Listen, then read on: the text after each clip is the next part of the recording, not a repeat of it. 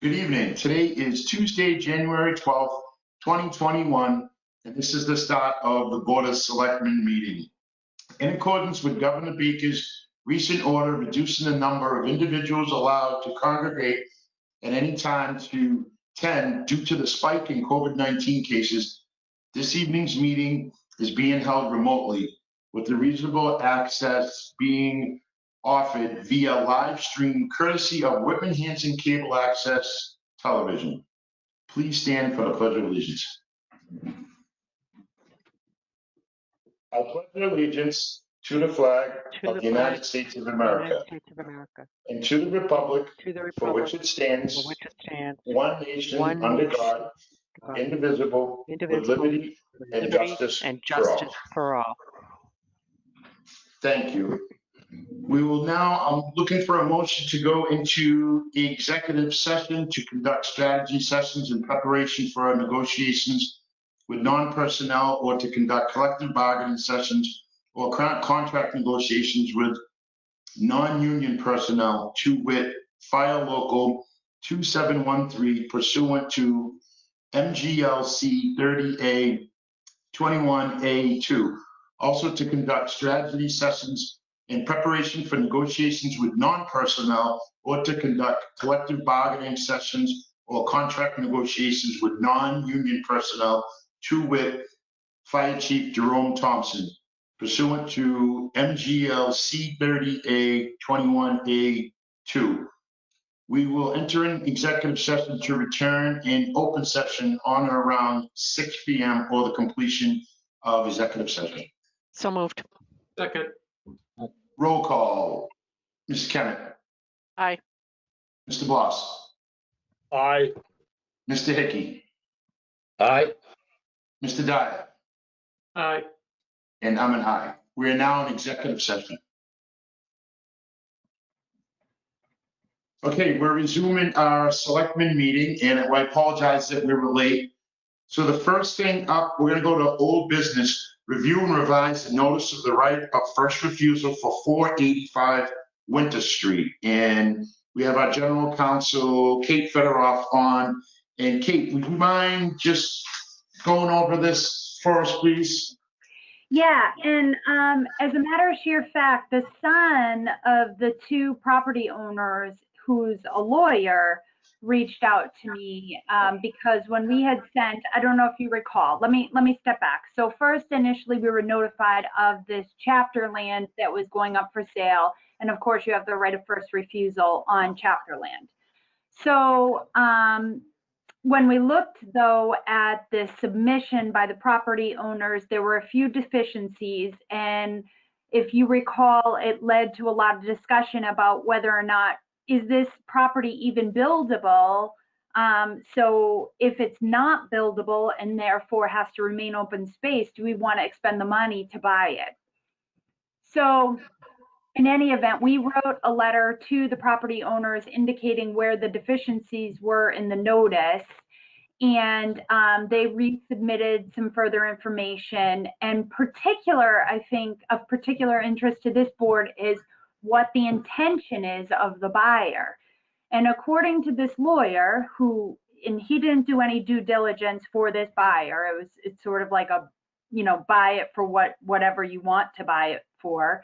But he understands that the buyer intends to build a single family home on it. Now, whether or not that would be able to be built is a separate issue. So he, again, isn't making any guarantees, and it's not a contingent offer. So the guy's buying it at his own risk, assuming that he can get approval through conservation, etc. So the question is, what do we do with that information? Yes, that's a great question. What do we do with that information? So, John, are you familiar with the dates and stuff when we have to, get back to them? So what exactly should we be doing tonight regarding this? Oh, so let me take No, a second. yeah, go Maybe ahead, I Kate. can jump in on that too. So normally there are deadlines that you have to follow for this, for exercising this right. So you have a 90-day time frame to exercise the right, and then 120 days to close. But because of COVID, here's a benefit of COVID. All those deadlines are told. So we don't. I mean, I wouldn't say let's string these people along, but we're not pressed like we normally would be pressed for time. So if you're interested in buying this parcel, you would have to advertise. And I sent along an advertisement that you could publish to you and John, Kenny. And then you have to open a public hearing. And then at that public hearing, you decide what to do. That's when you have to make your official decision. And then you record a notice of intent to exercise your right of first refusal. Once that happens, then you go through the rest of it. You do a title search and all that stuff. And then you eventually close on the property like any other parcel. Okay. Does anybody have any questions for Kate regarding this? Mr. Bloss, go ahead. So this hearing, Kate, I mean, I think we all know that Wes is kind of against this anyway. And even when I saw that they were planning to build a single family home on it, it didn't really change my mind. If we have a hearing, is that something where our conservation agent can declare in open session that this is a swamp, that this is wetland, and buyer beware, as you said? Because I mean, I've now gone and actually walked onto the property, and it's a swamp. So here's the thing. Anytime you submit a notice of intent with the Conservation Commission, right? It's you have a wetlands expert, and they do wetlands delineation and all of that kind of professional standards in order to determine whether or not it's an impacted area. So I don't know if your conservation agent would make that declaration saying, and nor would I recommend that he would make that declaration saying, without having seen any engineering or any wetlands documents, I'm declaring this to be unbuildable or something along those lines. But what he can say is, and you all could say, is I've walked that and it's pretty darn wet for what it's worth.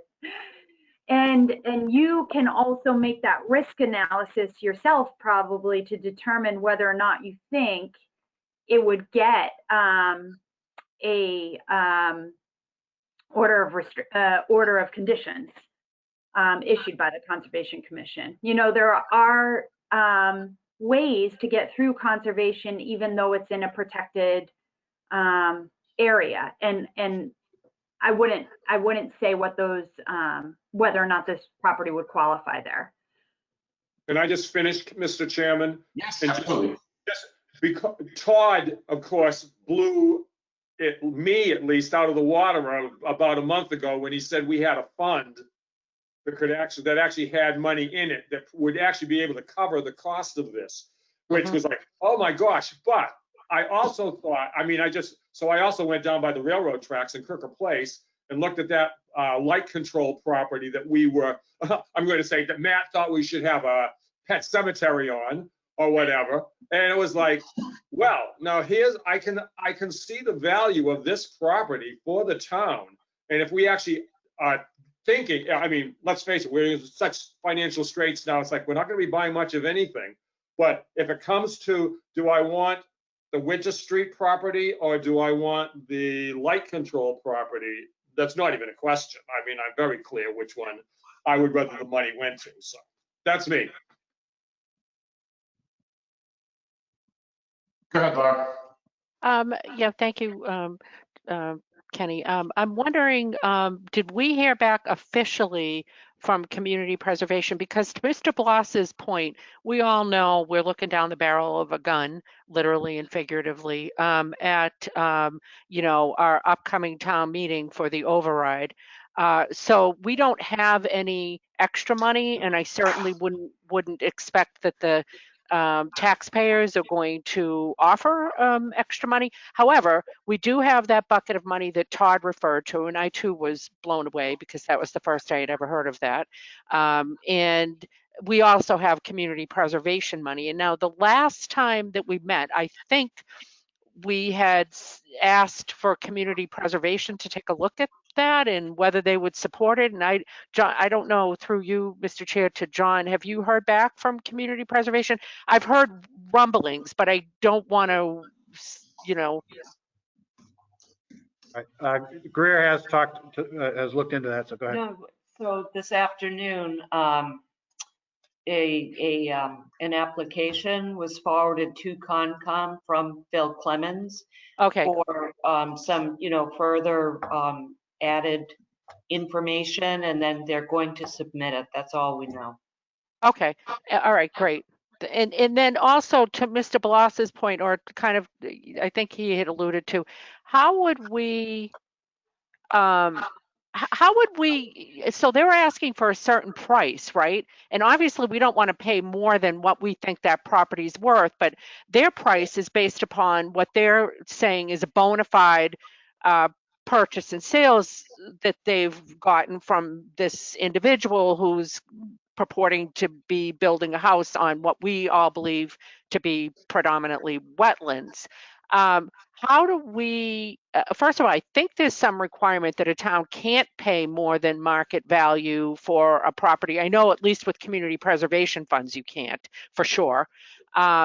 So how do we figure out whether that property is worth what that bona fide offer is?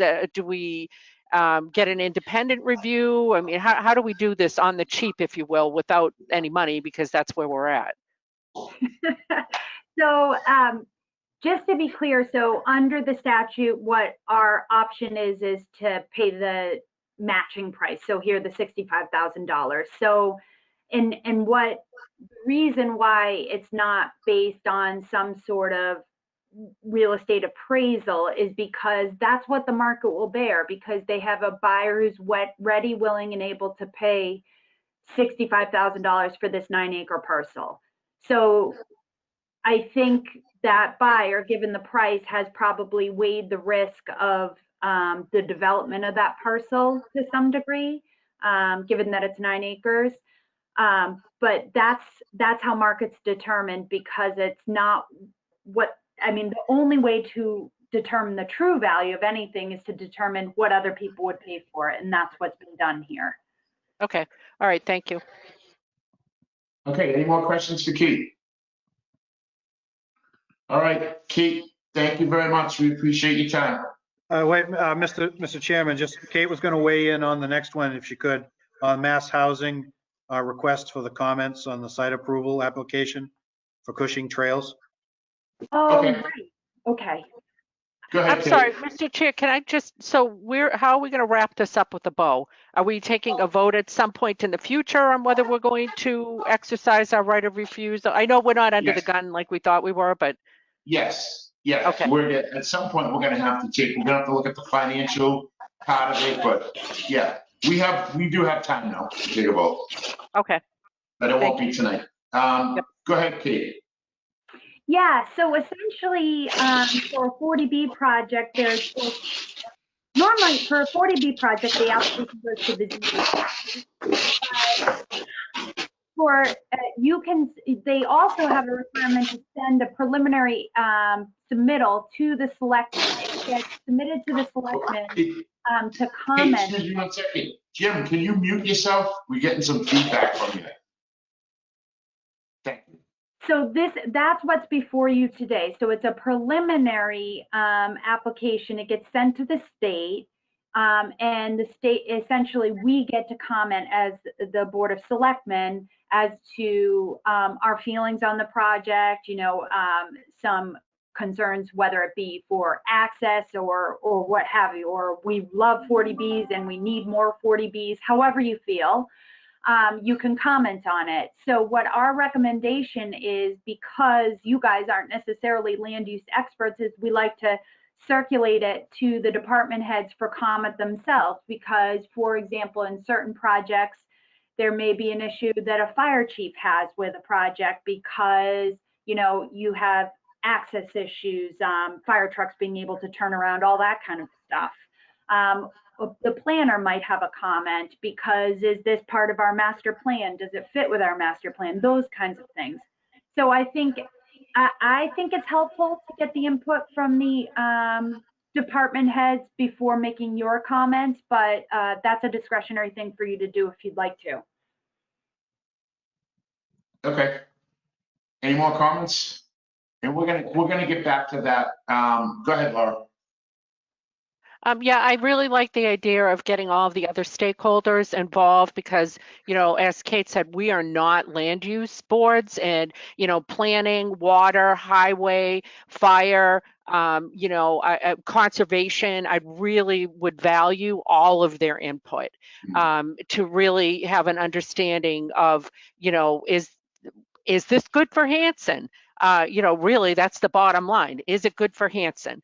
And so, but Kate, I noticed that the deadline for us responding is February 4th, which is of course extremely tight timeline. Is there any way for us to buy additional time? Is there a way for us to reach out and say, I don't know, I'm sort of putting words in your mouth, but, COVID has made it more difficult for us to all get together and, to collect these comments, yada, yada. Like, could we buy even just a couple of extra weeks? I just don't know how all of these boards are going to be able to weigh in and get back to us. Our next meeting is the 26th before, I think that's the last meeting we have before the 4th, which is when it's due.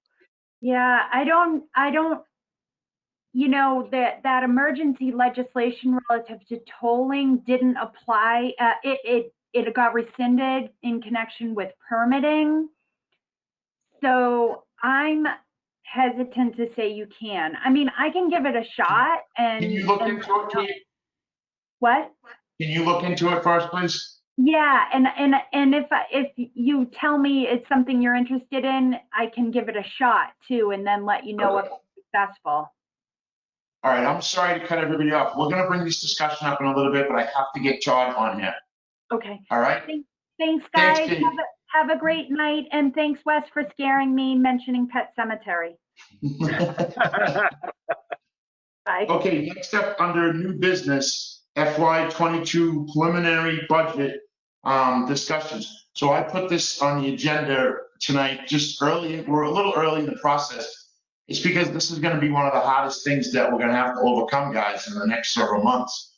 I don't think it's a big secret, but we have a shortfall to meet our up and coming budget. So today I want to get the preliminary number out there that we have so far. It's a preliminary number. It's not the final number. There's still a few unforeseen things that we don't know. But over the next couple meetings, my goal is to go over the options that are available to this board to make up the shortfall. Then, of course, if we can't make up the shortfall, what town services will be affected? So back before Thanksgiving, I met with John, Todd, Kevin Sullivan, the chair of FinCom. We also met again this past Friday, along with Vice Chair Matt Dyer. So I don't want to have a long discussion about this tonight because, again, it's just preliminary. But Todd, if you can go ahead, thank you very much for your patience, and you can take it away. I think, Kenny, we decided that John will kick this off, and then I'll offer comments. Okay. So thank you, Mr. Chairman. Thank you, Todd. So we're talking tonight about the assumptions for the fiscal year 22 budget. Again, just the first round go around, the budget shortfall is around $2 million. There are a lot of different factors and assumptions that are in there, and I sent out a sheet that you can take a look at, and we don't have to go through all of them there, but I think it's a more of a moderate assumption list of things that will happen. I think it could get worse. I think it could get better. I'll ask Todd to weigh in if you like. But I mean, it's using, pretty much every dollar that we have available without, and it's going to, again, $2 million is not something that is just out there waiting to be gobbled up on and used in other ways. We just don't have that kind of money around. So, I mean, we could go one by one, but it's pretty much just in essence, it's a large number. It's at $2 million around there, or plus or minus. And there are several assumptions that are in that, and I believe they're moderate assumptions. I'd ask Todd to add in anything he'd like to. So for the board,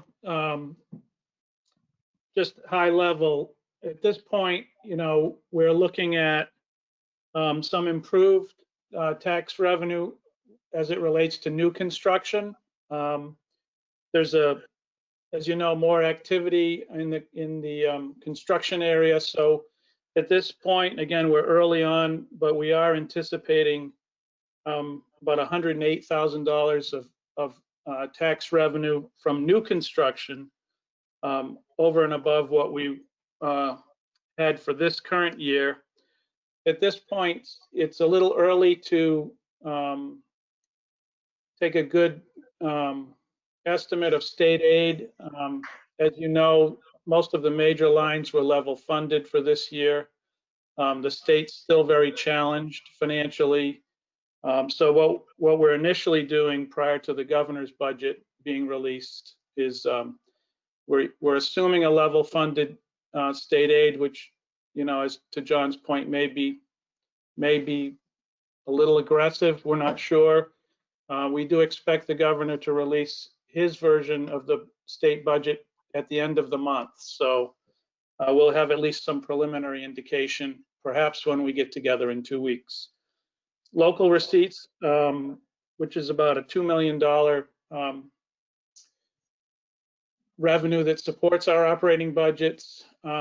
Again, the major driver there is motor vehicle excise tax. As you know, we get our first major billing in late January or early February. So we're very anxious to see how that compares to the same billing a year ago, and whether or not car sales have slowed, what type of revenue we might expect from that major source. And in terms of a lot of our other revenues to date, a lot of them are running, well to our budget, but we're not seeing a lot of excess. So again, late January, early February, we hope to start to hone in on a better number for that, but we're not anticipating a major increase in that area.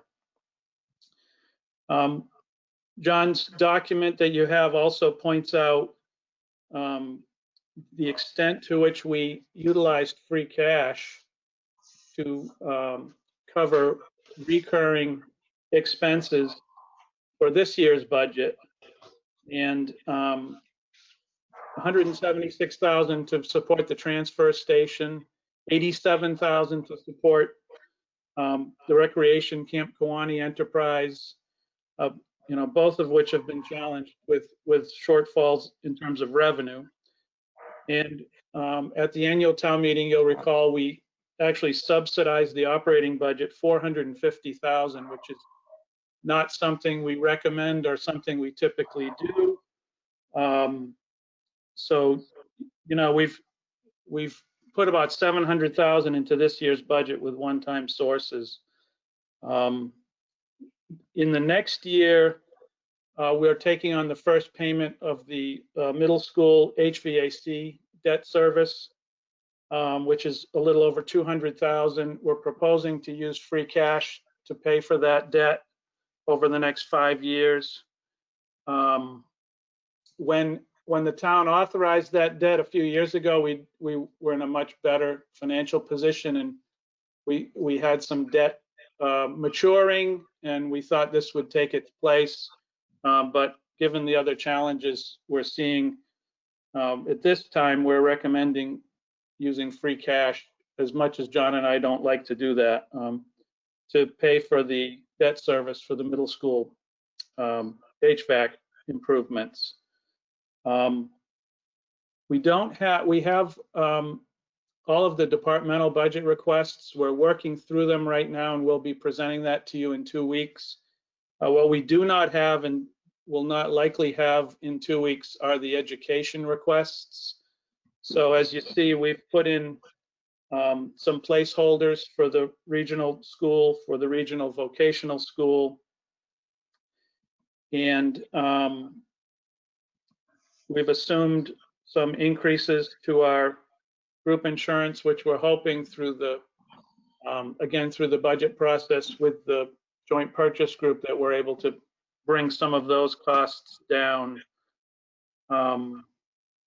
So we, in utilizing free cash in this way to subsidize the 2 enterprise funds, to offer a budget subsidy, again, leaves us very little for the town's capital plan. And at the bottom of John's sheet, I just point out to you that we have in excess of $3 million of capital requests from the various town departments and the regional school. And it's unlikely that we'll be able to move forward with many of these. We're sort of scrubbing through old article balances and looking at ways we can use existing funds without using tax dollars. But it's likely we're going to have to defer a substantial portion of capital. And I'm not sure how that will ripple through over the next few years.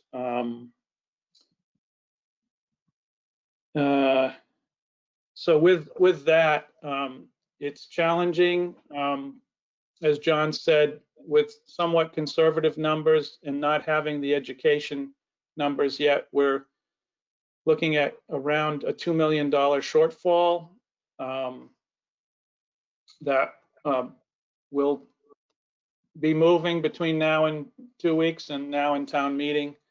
In 2 weeks, we will be presenting you the town budgets and give you a little more refined state of the position that the town is in moving forward.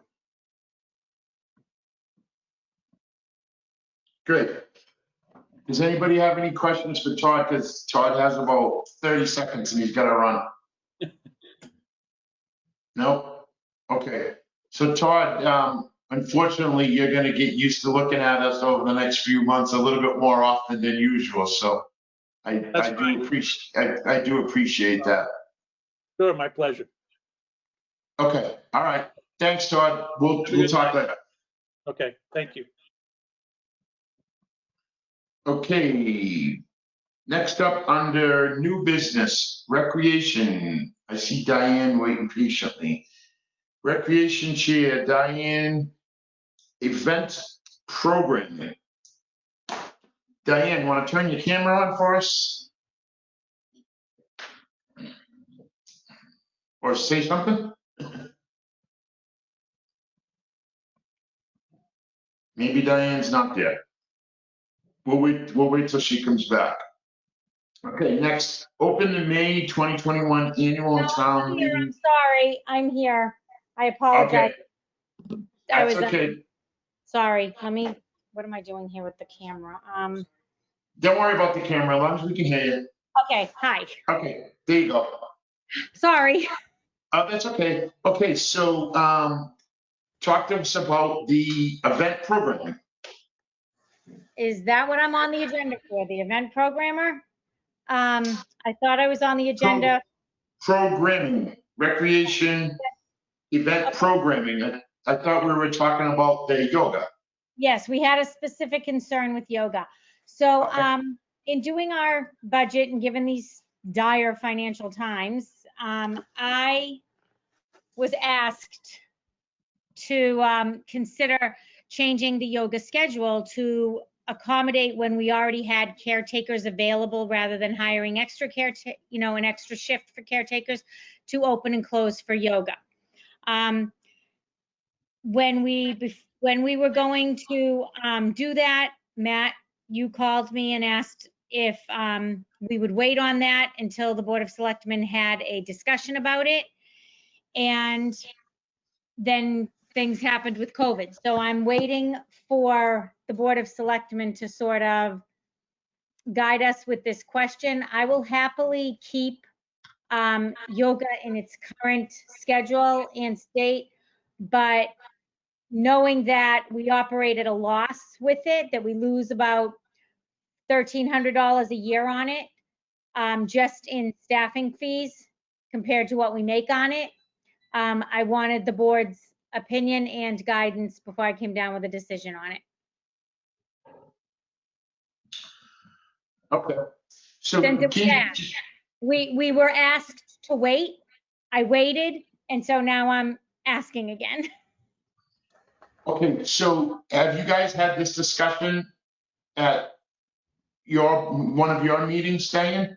Yes, we've discussed it at our meetings, and just to give you the scenario, we pay the caretakers. It costs $26 to have a caretaker there on the days when no other staff is there. We typically, shut that off. We typically keep the heat in the area at 55 degrees in the winter when nobody is using that place. And it gets put up to about 70 degrees, and obviously electricity costs. But I'm not even worried about the facilities piece of it with the electricity and the heat. I'm more concerned with the caretaker cost. So we were hoping to ask Ms. Bloss if she would change her schedule to operate during times when we already had staff in the building, and that way we wouldn't have to pay staff. And that didn't seem like a reasonable solution. So Mr. Dyer, like I said, called and asked, and he said he'd like to discuss it. So I'm waiting to discuss it with the board. Right, okay. Yeah, Matt, do you want to chime in here? Sure. So the reason why I asked if we could hold off was because the Recreation Commission and yoga at the time had just renewed their contract, from what I understand. And from what I understand, it was that they wanted to change their scheduling, their fee schedule with yoga, and charge yoga a little bit more to cover the fee of a caretaker. So long story short, and I'm not going to get into the weeds of it, but if we're going to be raising fees on one program, then should we be raising fees on the other programs to make it a across the board situation? So I mean, I got the phone call from the person that does yoga, and I said, yep, sure, we can. I'll look into it. So with that being said, Diane, when I spoke to her, she just said, yeah, we're fine doing whatever, but we just want to get it from the Board of Selectmen that we can operate at a loss. So that's where we are today. Okay, so it sounds like you're looking for some type of guidelines to be able to operate, or any functions over there at a loss. Am I understanding that? Well, right. what I'm looking for is, I just listened to your budget picture, and everybody's going to be asked to slash their budget, and we are obviously going to do that as well by a significant amount, I would hope. And obviously not expecting any subsidy given your current financial situation. So we sort of have two conflicting ideas here: to provide recreation, but yet to keep the place afloat.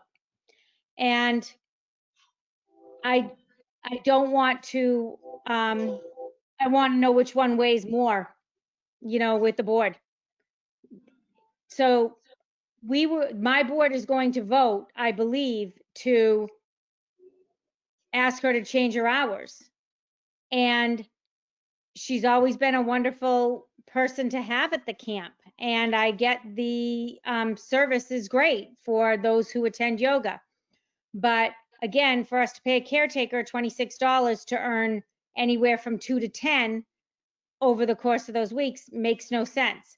There are times when, you know, she doesn't need the building and she's been super accommodating. And there are also times when, you know, she's really needed the building and had to use all the facilities piece to it. So I understand that the board can vote whichever way we want to vote, but I wanted the weigh-in of the Board of Selectmen. So that was all I was looking for. I mean, me personally, I never want to vote on something before the commission votes, you know? So in my opinion, I think the commission should take up the discussion, talk about it, vote on it, and then, you know, come to us. Obviously, we don't want to run in a deficit, but I get it, you know, of what's going on over there. But again, in my opinion, I think this is a discussion you guys need to have amongst your commission. And then, once you guys, you know, determine what the outcome is, then get it to us, we'll talk to John and then figure out where we go from there. Well, Matt, is that kind of what you were? Well, I can tell you now that the board will vote to ask her to change her hours. And the only way that I said that I would maybe advocate for not having that, because, you know, she doesn't want to change her hours and her schedule, is if somebody came out publicly and said, well, providing recreation is more important. And it's going to come to that. So I just wanted some guidance. Yeah, I think whatever your commission decides, those are the rules that everybody has to abide by. You know, if someone's looking for something different, I suppose they could come to us to override that, but I certainly am not in a position to override something that you guys haven't, you know, discussed. So, Okay. does anybody else have an opinion on it? Matt, go ahead, Matt, and then we'll go to you, Lars. Yeah, and I don't want to take up too much time of the board's time with this, but Right. from what I understand is yoga has changed their schedule to be more accommodating, and that she's now losing money because of the schedule change. And that we, as the town, signed a contract with her to say, yeah, we'll provide a facility with you with a reasonable temperature and all that stuff. But I think the big overarching issue here is we've been asking for a business plan ever since I've been on the Board of Selectmen, 3 years now. And we're still kind of operating in a sense of, you know what I mean, and Diane's totally right. How do we juggle this? But I think that's where the business plan comes in handy, is how do we operate? What do we accept as a loss if it's for recreation? What do we bring into the camp as revenue, and how do we offset the balance if set? But we haven't seen a business plan at all, and we need to get, you know, I mean, if we're going to move forward here, being more fiscally responsible, we need to figure this out. But that's where I am with that. Okay. Well, I'm not going to make excuses for not having a business plan, just that we don't have a person who takes charge of that. So we're trying to get it together as a group on the commission. Diane, hold on one second. Go ahead, Laura. Diane, I think you've had hurdle after hurdle as a recreation commission that you have had to overcome.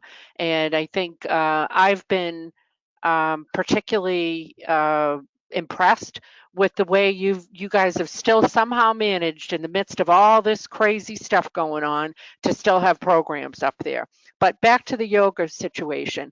I think we have entered into a contract. I don't know when that expires, but I guess the question is there a way for us to change the caretaker hours so that they are there when yoga's there? In other words, don't we have some flexibility about scheduling?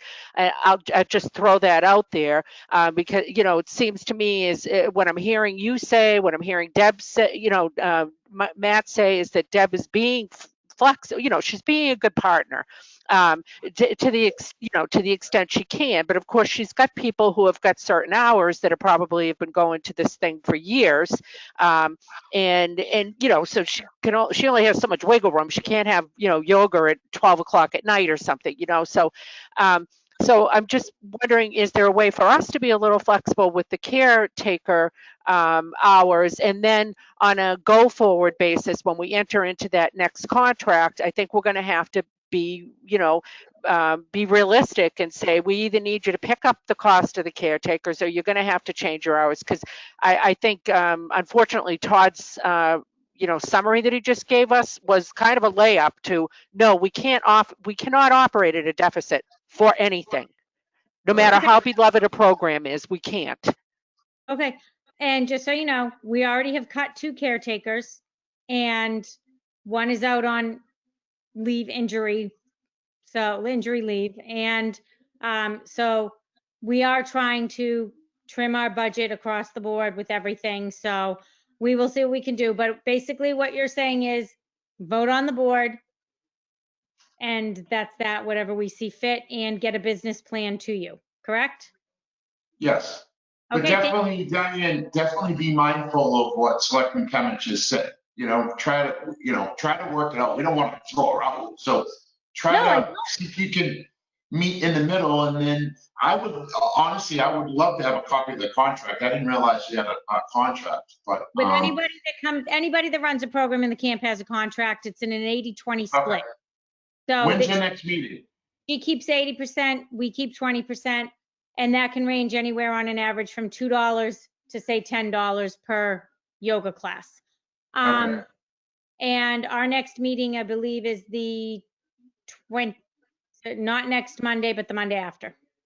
25th. Is it 25th before us? Okay. I think. Okay. So thank you for your time, and I'm sorry that I took it up with this menial No thing. worries at all. Given what you Thank- guys are dealing with, and God bless you, because I would not want to be making your decisions. Keep up the good work, Diane. Have Thanks, a great Diane. night. Thank you. Thanks. Okay. Okay, next up under new business, open the May 2021 annual and special town meeting warrants. Looking for a motion. So moved. So, second. Motion's made and seconded. Matt, roll call, sorry, Matt. Aye. Wes. Aye. Jim. Aye. Jim. Laura. Aye. And I'm an aye. Okay, so next up, Mass Housing request for comments on the site approval application for the Cushing Trails. So I didn't mean to rush when we were talking about it before, but I certainly wanted to get the professionals that we had on waiting, because I knew we were going to be coming back to this. So John, would you mind, you want to cue this up on the Cushing Trails for us, please? Yes, it was what Kate was saying earlier. And we got a letter from Mass Housing that they would like to have they're currently reviewing an application for site approval submitted by Cushing Trails LLC, and the proposed development will consist of 40 units of home ownership housing on 9.6 acres of land located on Williams Trail in Hanson, Mass. And again, it's a comprehensive permit under Chapter 40B. So this is just a notification from Mass Housing that that they are reviewing the application by Cushing Trails LLC, and they're requesting that we pass it around to everyone in the department, all the departments and the board, and that they submit the comments to us, to the office by Thursday, February 4th, 2021, so that they can process the application in a timely manner. And it goes on to say that Mass Housing is going to be doing their own site visits using COVID-19 appropriate meeting standards. And the next meeting that you have is January 26th. So if we do have anything that anything from our departments or the town departments or any type of thing to add, they really need to get it to us before the 25th or so. I'm looking to Greer so you've sent that out. Okay. So Greer sent out a notice to everyone that they need to get it back to us by the 25th. So you'll be able to act on this at your next meeting on the 26th, because that's the last meeting, scheduled meeting before the due date of February 4th. So basically, so if we have any questions or anything regarding this project, we should email them to you? Is that kind of what we should be doing, John? Yes, so you can email it to me. It'd be better if you emailed it to Greer. Okay. And Greer can compile them all, and then we'll be able to talk about that at the next meeting, everything that all the comments that we've received. Now, I do have one question. Did you get a chance to read the email from the Deputy Fire Chief O'Brien the other day regarding the address? Yes, I did. So it's we're looking for it here now, but yes. So I guess there's already a Williams Way, and this was a Williams Trail. And so, do you know where we are on that? Or? I do not know where we are on it right now, but I know that it is a problem, and that was a concern that the Deputy Fire Chief brought up, that the similarity in road names may cause a problem in the event of an emergency. So right. Okay. I'm sorry, here we are. I have it here. So there's a Williams, they're proposing Williams Trail, but there's a Williams Way, and you can't have two streets in the town with the same name. And he was told initially, according to the Deputy Fire Chief, that the road would be changed to Cushing's Trail, legally changed the name of the road. So the fire department is saying that they will not sign off on any building permits if the name stays at Williams Trail.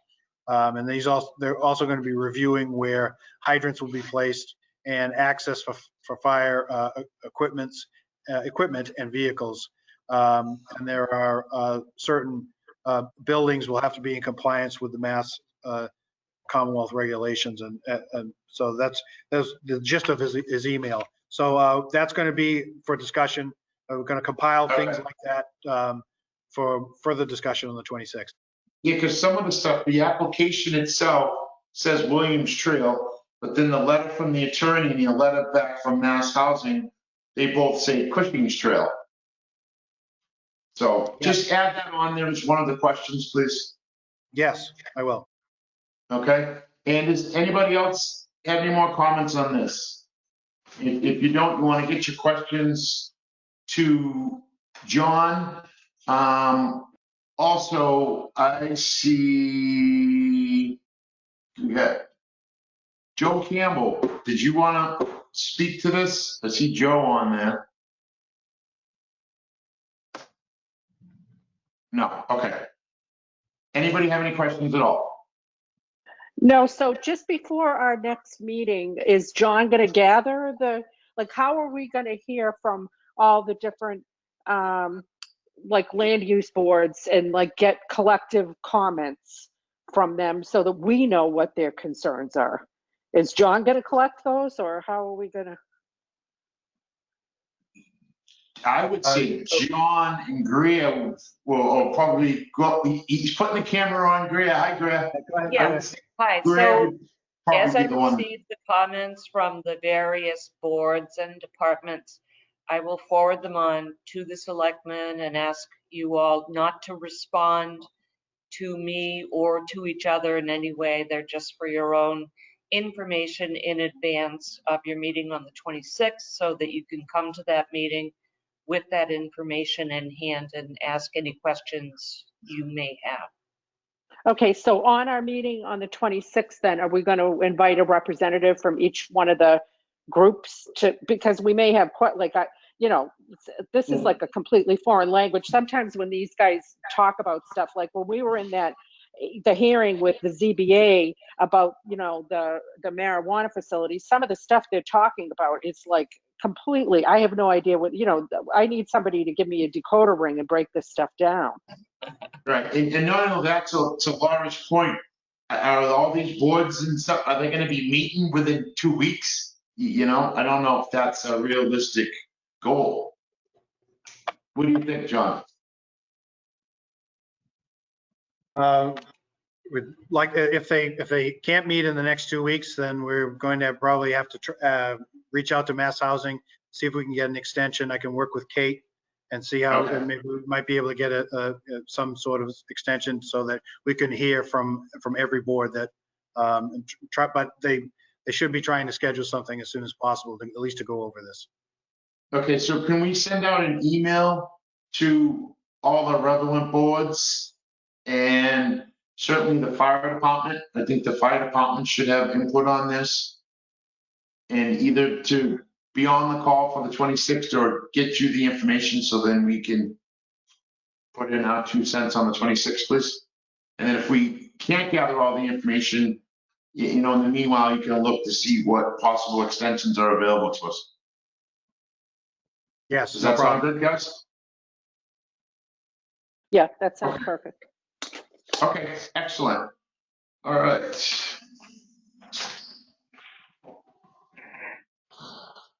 Now I gotta find my agenda again because it's all stuck on my Mass Housing papers here. The next thing in order, if you wanted to go in order, Mr. Chairman, is the public announcements and upcoming meetings. We've kind of jumped around, but that would have been the normal first one. Yeah, so maybe, Laura, if you don't mind, you wanna do public announcements? Oh, sure, it would be my pleasure. Thank you. Nomination papers for May 15th Town of Hanson annual election are now available at the Hanson Town Clerk's office. Nomination papers can be obtained by contacting the Hanson Town Clerk's office at 781-293-2772 and making an appointment. The Treasurer Collector for the Town of Hanson wishes to inform residents that the third and fourth quarter real estate and personal property tax bills for fiscal year 2021 were mailed on December 30th, 2020, and will be due on February 1st, 2021 and May 3rd, 2021. And I believe nearly everybody is aware of that based on the scuttlebutt out there. We urge any taxpayer who has not received a bill to contact our office at 781-293-2422. Thank you. Volunteers are needed on the following committees: Facebook Upkeep Committee, 200th Anniversary, Conservation Commission, Associate Members, Cultural Council, Disabilities, Economic Development, Highway Building Committee, Historical Commission, Memorial Day Patriotic Observance, Memorial Field Trustees, and North River Commission. Applications for appointment and info on the committees are available on the town website, www.hanson-ma.gov. Upcoming meetings: Board of Selectmen, January 26, 2021 at 6 p.m. Board of Selectmen, February 9th, 2021 at 6 p.m. And that is it. Thanks, Laura. Okay, next up under new business, discuss the forum for future selectmen meetings. So I think we've got to obviously follow the governor's guidelines, and as long as it's at 10 or less, I don't think we have a choice. I think we have to continue to go remote. I think once the governor changes it and it goes back to the 25 or more, in my opinion, that we should have the meetings back at town hall. I think the last few meetings, we've been socially distanced pretty well in town hall the way that it's set up. But that's totally up to you guys. I think John said the 24th. So the 26th, we're definitely going to be doing remote because the 24th that's just not going to allow us enough time. So the 26th would definitely be remotely. I know in March, we want to have the forum for the budget, for the 2022 budget, so we can educate everybody what's going on and have department heads and different things going on. That would be very difficult to do remotely, but we have to adhere to what guidelines are in place. So whatever you guys think on that. Yeah, I think I had asked to have this put on the agenda, and the reason I had asked is I just don't know what people's individual health situations are. And some people may, have autoimmune things. I have a situation where I've got a family member who has just undergone radical surgery for cancer, and I really can't sorry to risk hear that. being exposed. So I was hoping that in the future, maybe one of the options might be if the majority is still going to meet in person, that we would still offer some component of remote participation. Well, we have that option anyways. So we could meet at town hall and we could have you call in remote from home. The only difference is everything would have to be roll call if you have any individual selectmen that call in, but that's not a big deal. Okay. Mr. Bloss. Because yes, Mr. Chairman, Wes would do the same thing as Laura, basically. I don't know that I've got issues, but actually, the way things are going right now in Massachusetts, I don't see an end to the surge. So I'm not particularly worried that March we're suddenly going to have less restrictions. But at any rate, I just assume do it this way for the time being. Yeah, and I just mentioned March just because that forum hopefully is going to be a lot of people. I'm going to be vaccinated by March, right? Let's say yes. Everybody nod. Sure.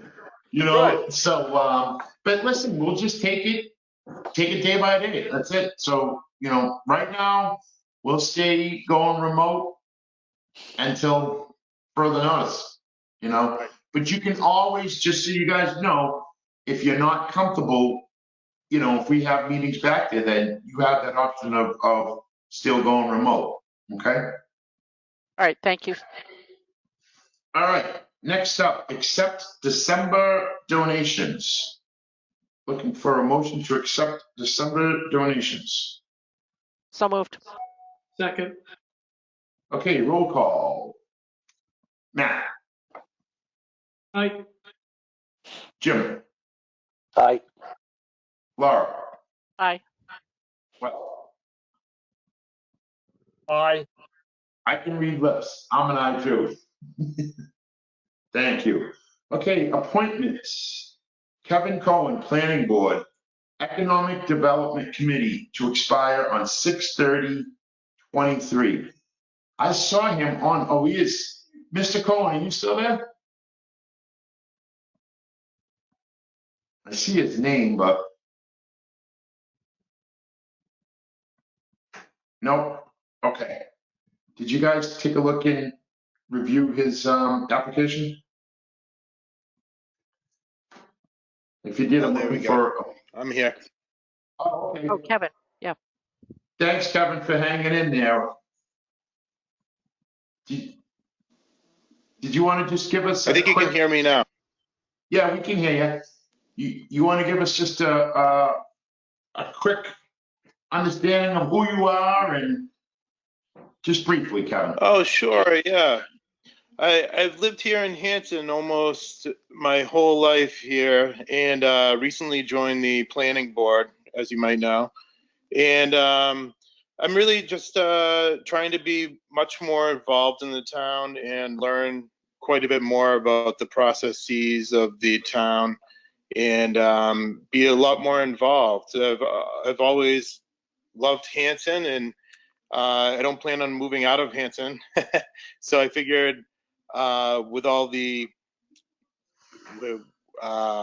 things that I hear around town on Facebook and whatnot, I hope to make a difference here in the town. Well, Kevin, that's music to our ears, and I can speak for all the selectmen. So we appreciate your time and your efforts, and yeah, we're excited to have you. Thank you. Anybody have any questions? Oh yeah, thank you. No, Mr. Cohen, I think you're a business owner, aren't you? I am, yes. I do own a dog daycare business, and I'm currently located in Hanover. So I do have some unique takes and ideas. Yeah, exactly. I do think that the areas of town, due to zoning and things like that, create a very limited areas for people to conduct business in the town. So it's almost similar to the housing problem to a certain degree, where you either have to have enough money to purchase a business zone property or rent from somebody that is willing to, rent or lease you their property. So it does become a huge problem if you do want to conduct business in the town. And I'm hoping to, bring some unique ideas to the table and hopefully, bring some more revenue to the town. Well, you had us at hello. So that all sounds fabulous. Thank you, Kevin, Yeah. for stepping up and volunteering. I move that we appoint Mr. Kevin Cohen to the Economic Development Committee with a term to expire 6/30/23. Second. Second. Motion's made and seconded. Roll call vote. Matt, Aye, thank you. Jim, Aye. Thanks, Kevin. Laura, Aye, thanks, Kevin. and Wes. Aye, thanks, Kevin. Okay, Kevin, you got 5 stars because I'm gonna go too, so thank you very much. Next up, appointment Thomas Rafferty Jr., Conservation Commission, full member to fill an unexpired term of William Woodward to 6/30/22. So moved. Second. Roll call, Matt, Aye. Jim, Aye. Laura, Aye. Wes, Aye. and I'm an aye. Okay, thank you. And one more, Ruth Ann Fleming, Registrar, to fill unexpired term of Marion Elms to 3/1/2023. So moved. Second? Thank you. Second. Matt, Aye. Jim, Aye. Laura, Aye. and Wes. Aye. Okay, and I'm an aye. 5-0, Greer. Okay, old business is done. Approve meeting minutes, July 14th, 2020, and August 20th, 2019, open session minutes. So moved. Have a second? Oh, Wes will second. I read them all over. I don't even remember that far back anymore. So I can only say, yeah, I guess. Is 2019 a misprint? Roll call, Matt, I have to abstain because I was absent from the August 2019. okay. Jim, Aye. Laura, Aye. Wes, Aye. and I'm an aye. So 4-0-1, Greer. Next up, Town Administrator Report, Mr. Stanbrook. Thank you, Mr. Chairman. Just on some old business, in your packet that I put in, I think it was the last meeting, but we weren't able to, I wasn't actually able to say anything the last meeting. Unfortunately, no one seemed to mind that I didn't say anything, but that's okay. In your packet, I put a FY22 override calculator that, and I'm talking about the public. The public actually liked it. That calculates what a dollar amount of an override would have cost the taxpayer in fiscal year 21. So I just wanted to point that out to you. We won't have FY22 property values yet until August or September of 2021. So it's just for round numbers. Each $1 million increase would be around $250 to the average single family house in town. I updated the deregionalization through quote solicitation based on the board's feedback, and I sent it out to 10 vendors. The deadline for quotes is Friday, January 22nd. And again, in your packet from last meeting, I added a copy of the deregionalization study that was done for Dennis Yarmouth, for Groton Dunstable, and for Spencer East Brookfield for comparison, and for you to get a sense of what the end product could look like. Again, on old business, the senior housing McQuan reuse request for proposal, that deadline has been extended to Wednesday, January 27th, 2021 at 4 p.m. The original deadline was January 15th. which would be this Friday at 3 p.m. Excuse me. So we've extended the deadline to Wednesday, the 27th at 4. And finally, under old business, the Whitman Hanson Regional School operational and comparative audit for about $28,000. We've talked about it several times. It has been delayed again until Whitman places their $14,000 on an upcoming special town meeting warrant later this month. So they're going to be adding that on their town meeting. I think it's 2 weeks from now or so. John, I'm sorry, they're actually not going to be having their town meeting because of COVID concerns. Yeah, okay. so you may want to circle back with their new town administrator once he settles in after the first week in February, Lincoln Heineman. Okay, thank you very much. Then we're going to have a little bit of a problem with this audit because it is a $28,000 bid, and we only have the $14,000 set aside for by us. So I'll have to see what we can do. Well, I have been told that the money is there. That's all I can say about it without getting into too much detail. But I have been told that there is in fact money there without town meeting appropriating it. Oh, okay. Okay. Thank you. I'll look into that further. Thank you very much. Under new business, there was a press release that I put on the town's website and the town's Facebook about it was a press release from Mass DEP regarding the management of the cleanup effort at the old National Fireworks site in Hanover. Again, it is on our town website, right on the front page, on the home page, which is hanson.ma.gov. And again, it went out with the Facebook. Just real quickly, the press release was regarding the cleanup effort that's being done by Mass DEP, the Department of Environmental Protection. During that cleanup in Hanover, a 25 by 25 foot square section of the site was identified as a historical place to bury low-level radioactive waste, and it was investigated for the presence of that buried radioactive material. Before the investigation, the surface area had no detectable radiation above background levels. There's been no exposure to the public. A work plan was developed with input from Mass DEP and the Mass Department of Public Health, or DPH, to ensure that the investigation would be conducted safely with respect to the workers and the public. The excavation started on December 14th, 2020.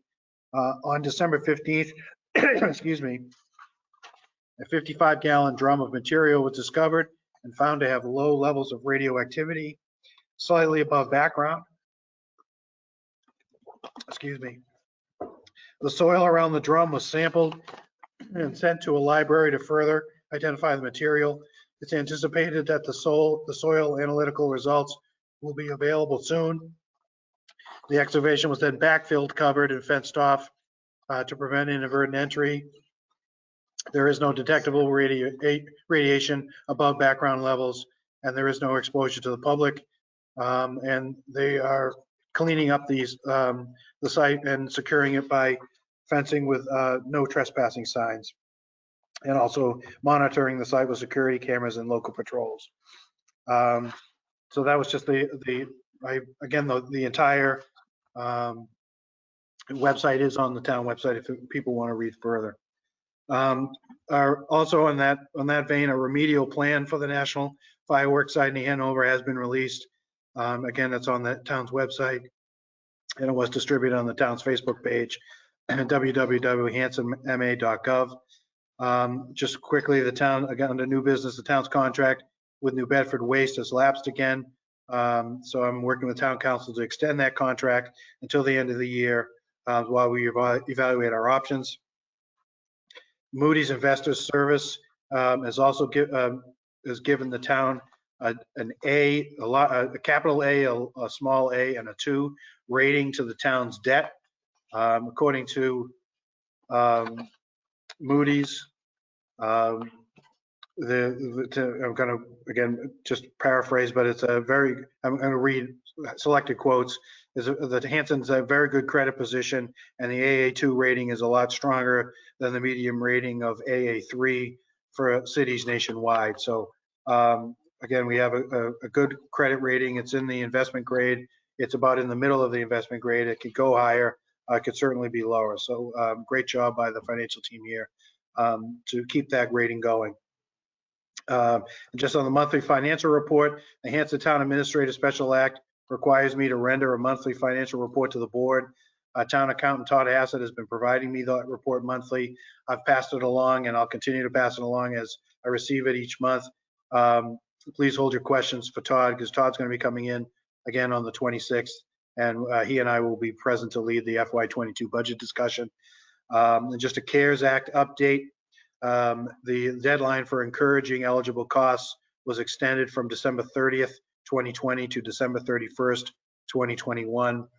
So the Plymouth County has made available all the funds to the cities and the towns, city and towns in the county, except for $7 million, which they've held back to support a rental assistance for tenants or RAFT program.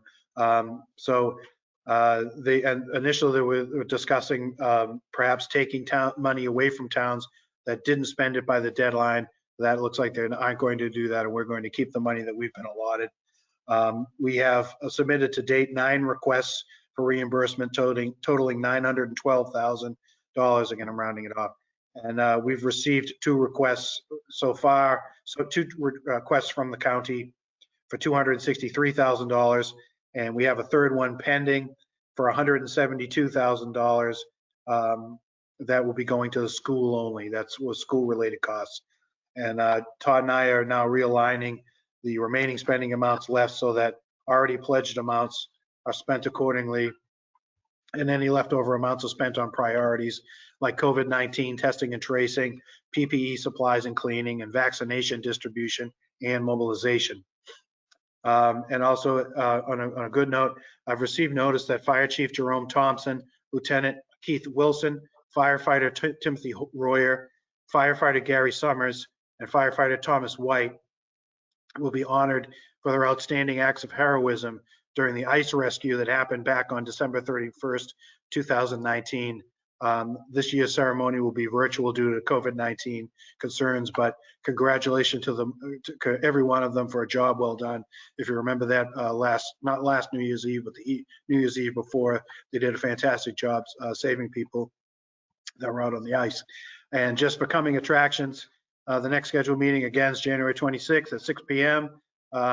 In this room, in the Selectmen's meeting room, or now that the chairman has said we're going to be doing it through GoToMeeting platform.